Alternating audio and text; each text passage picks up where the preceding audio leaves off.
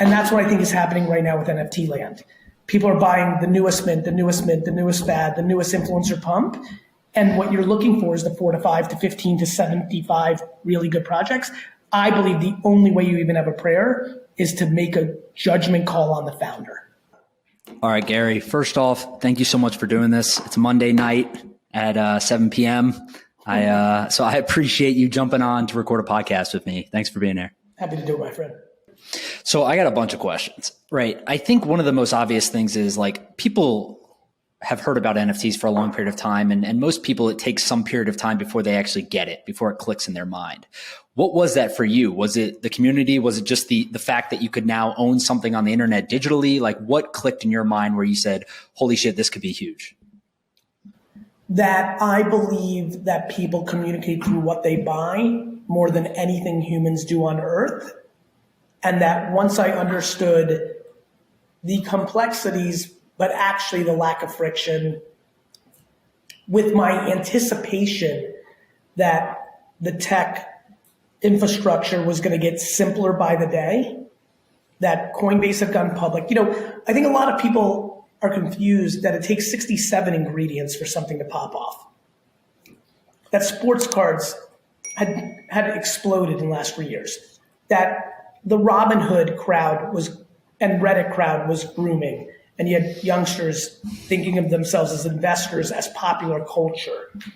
That the world of Roblox and Fortnite and 2K and Madden points, that digital currency, Candy Crush, that these things, mobile games where you power up for digital, that was happening, that social media had hit a crescendo where you're taking photos constantly to communicate to people, oftentimes alluding to things that you spent money on, whether that's food, wine, a trip, the way you travel, clothes. I just had put in enough work in a concentrated period of time where I realized, people are going to buy these things because they're going to want to communicate with their friends. And then once I understand the utility of the contract, if you look at BeFriends, which launches 4 months later, it's attached to a 3-year physical conference. 6 months later, I open a restaurant that the membership is, right? So it was not only the social behavior that I have watched humans do from the history of time, and here's a new outlet at scale, and they're going to be able to use the social Web 2 mature world to flex their Web 3 assets. Oh, and by the way, there's a secondary non-trivial part, which is this isn't about communication and human behavior. This is about utility, contracts. There seems to be enough smoke around this. My spidey senses are like, we're getting close. Let me go in deep, and this is going to pop off sometime in the next year or two. I feel like it happened 6 months later, the summer, right? And so that's kind of why. From day one, I wanted to strategize access and events with BeFriends because I know when the shit hits the fan, if I just decide I don't like what's going on, even though my contract currently obligates me to 3 VCons, if I want to just add 3 because the market's shit and I feel bad for people that spent $30K to buy one and now the current market's 8, well, I can do that. It's my huge preference not to. These things cost $10 million a piece to throw. I don't have a lot of time. I'd like to do other things. But if I want to, because 40% of my holders bought at the height of the market and I feel like I want to, oh my God, I can. And that's very different. Once I understood that power and I knew myself, which was I will never compromise my reputation for money. This is built for me. That's why, Joe, I went full steam because I knew that I could protect myself by always providing value to the original holders in perpetuity. So the answer is yes. Now, that comes in a lot of forms.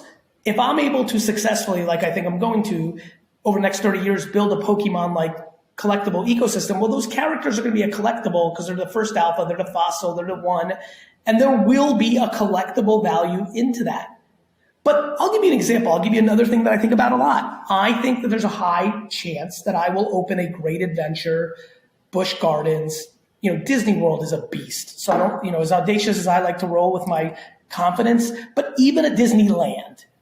Well, if Walt Disney started today the way I'm starting today, don't you think that the original NFT holders probably would have had lifetime passes to Disneyland and Disney World?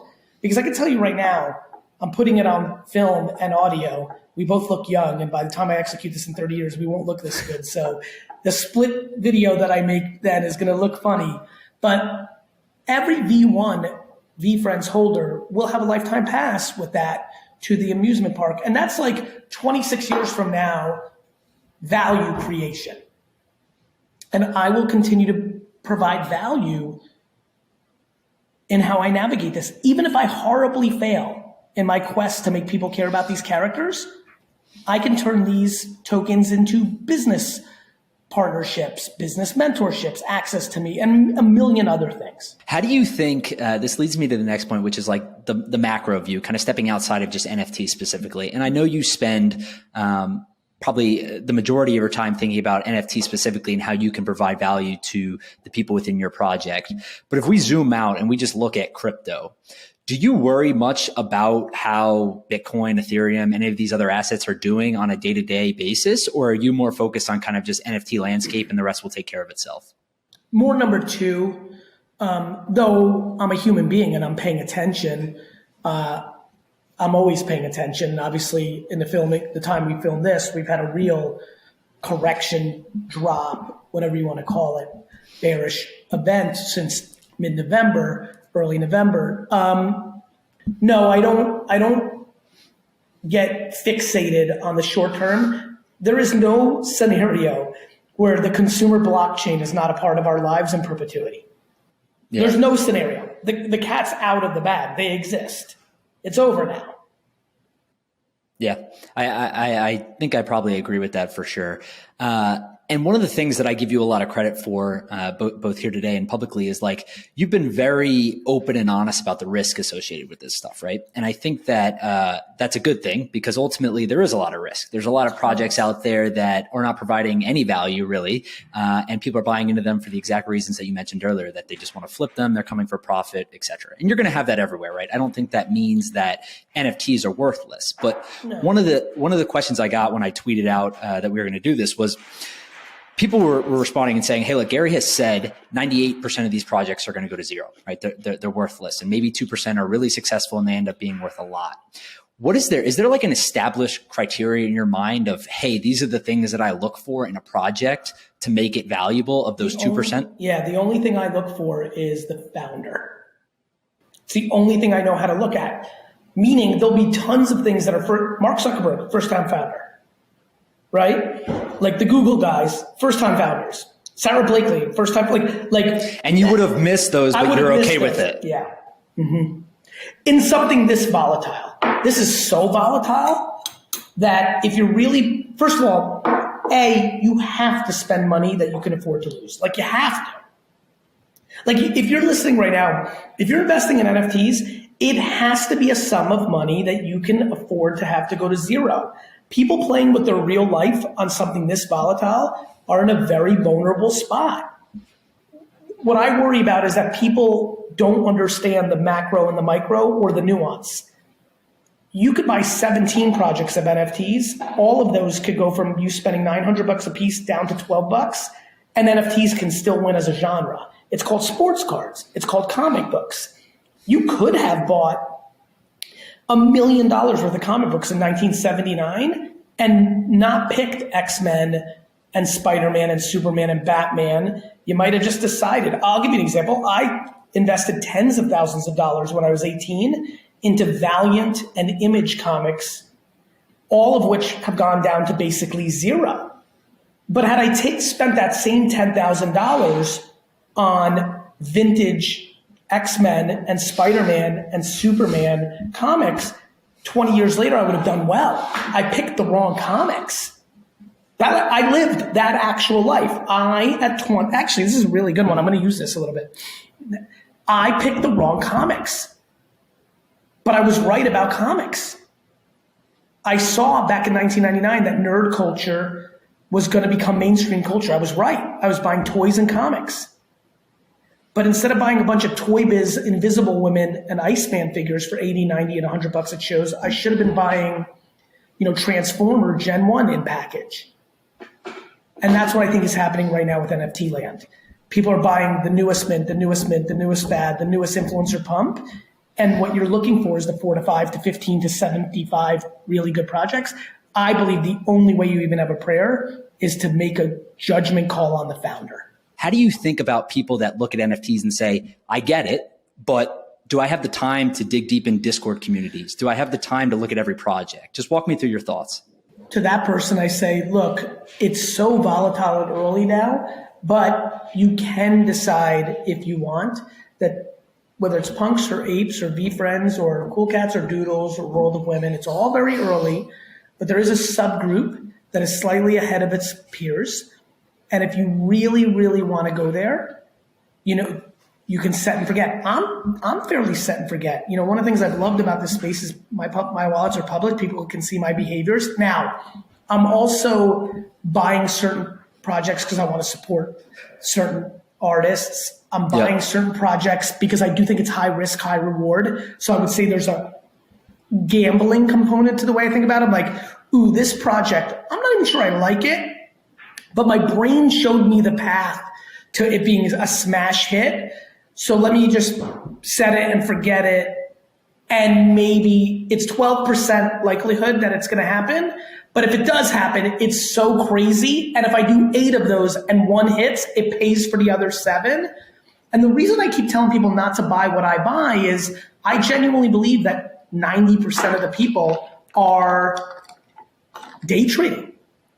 They're completely day trading, which, by the way, this is the world. Most of the world has got freedom. Do what you want with your money. I surely can't set or tell people what to do with their money. I also think that when you day trade, what I'm fascinated by is these day traders are mad at the founders of projects when their product isn't pumping every hour on the hour. And I tell a lot of founders, I'm like, you're listening to your Discord. And your Discord is filled with people that are looking for super duper short term ROI. And you're building a project that you want to be your project for the rest of your life. Those interests don't align. I don't think a lot of people are navigating their projects properly right now because they're playing boy that cries wolf, because they're doing something every hour on the hour to appease people in the Discord who are not their community, who are there actually to do their own short-term pump for their own value. And I think that a lot of founders are going awry by over-listening to people that have their own financial vested interest in mind in a very short period of time versus the founder navigating her or his project in perpetuity. Yeah, I mean, you're an investor. You get this more than anyone. Everyone wants to be an investor, right? There's a bunch of solo capitalists. Everyone wants to go out and invest money in these companies, whether private or public or whatever it is. How do you think about that shift from should more people be focusing on the entrepreneurial aspect of this and building their own personal brands, or is the investor route the right way to go? I think self-awareness is the right way to go. For example, a lot of my friends make fun of me because I've had such a good investing career. And they're like, what do you 14 hours a day of meetings with clients? What are you doing? And I'm like, I enjoy being an operator. And so I think, I have a lot of friends who've transitioned and jumped up and down to both, from operator to investor, from investor to operator, investor, operator, investor, operator, operator, investor, operator. And they've done the whole 9. And I think, there's a lot of people listening right now that should never be either. That should be a number 6 at a great company. I've talked about this in the past a lot, and I've gotten incredible emails from people who sought out a great company, Calm. I remember somebody sent me an email. They're like, you changed my life. I was listening to a podcast. I thought I had to be a founder because it was cool.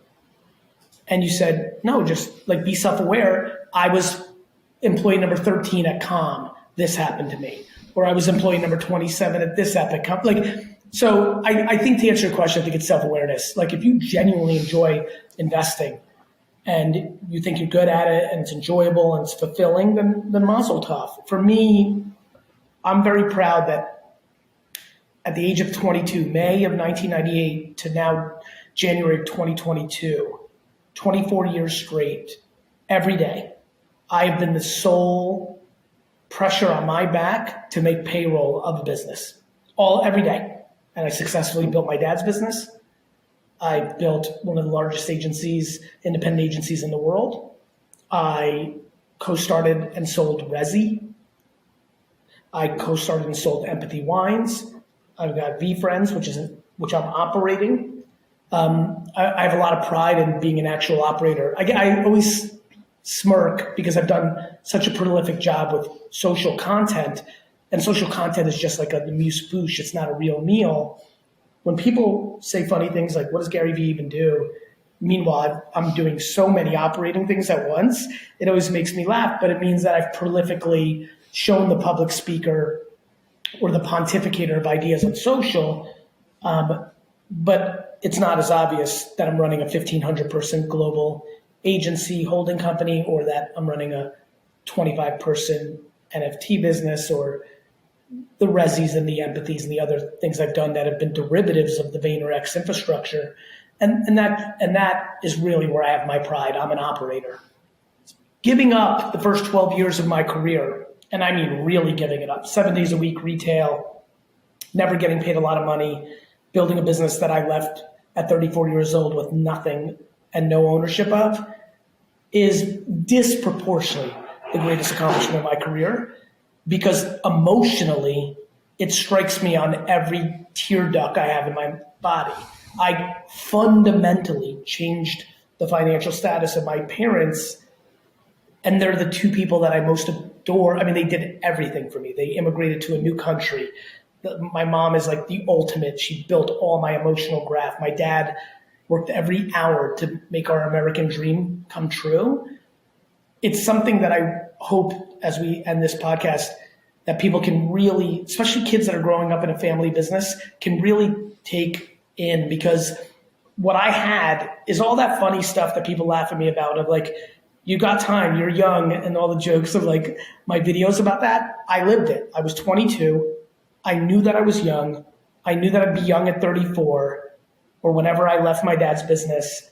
And I didn't have the resentment or the angst of building it for him. And I built a business from a $3.8 million business to a $65 million business, which was game changing for my family.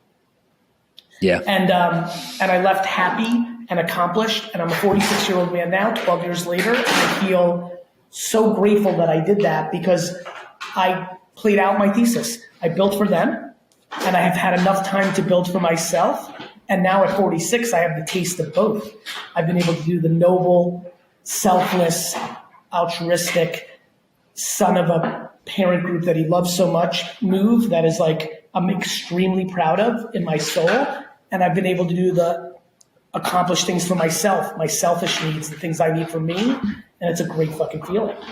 Yeah, I really respect, and I mean, that was obviously a great answer, but I really respect everything that you, your brother, your whole family is building, right? Because I see a lot of parallels in my life where I get a ton of enjoyment out of doing things with my family, with my brothers, with my parents, right? And it's like by far and away the most rewarding part of any of this is the money doesn't come with you, right? So it's obviously fun to win, but it's more fun to do it together. It's the best, like dinners, laughing, war stories, like it's the best. It's the best. Anyway, I'm over time. I got to get to something else. I appreciate you. Thank you. And we'll do it again sometime soon, Gary. Thank you. I hope so.